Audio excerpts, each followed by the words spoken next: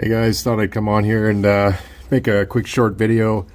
If you guys are having encoder motor problems on the GMT800s and you've replaced your encoder motor but it's still not shifting, you might have to check the wiring harness. Let me fix my light here.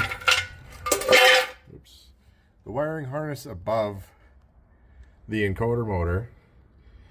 In my case, let's see if I can get this straightened out here.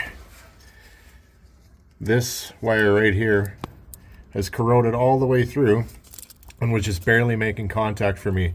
But you can see it's completely gone inside. So after I put the new motor on, I didn't have any response at all. It used to make a noise, but now it made no response. So that thing has come all the way apart, and I guarantee you, as soon as I fix this wiring up, it's going to work again.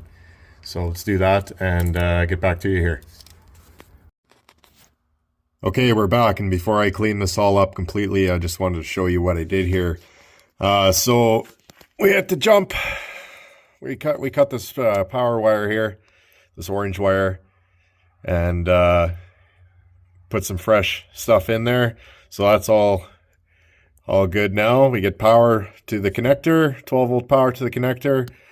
This wire here is actually the one of the polarity wires for the encoder motors. Can either be positive or negative, but it is loose inside the, let's see if I can focus here.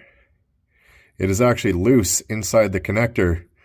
So instead of messing around too much, I just cut it off and ran a whole new wire down to the new encoder motor's wiring harness here. So we ended up cutting up a brand new harness, but whatever needed to be done, or we needed a new pigtail connector up here. So I don't have one of those. So this is the next step to get her back on the road here. So it looks a little stupid right now and whatever, but we'll clean it up. And yeah, we'll show you the switch panel here and show you that it works in a second.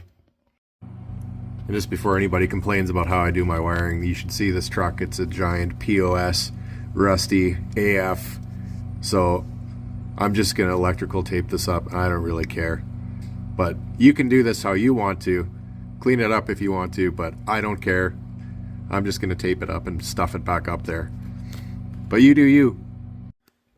And after we cleaned it up a bit, this is what we're left with. Doesn't look too bad. I'm going to zip tie it up and get it out of the way, and that'll be it. And there's the final product. And it's going to stay out of the way of the drive shaft.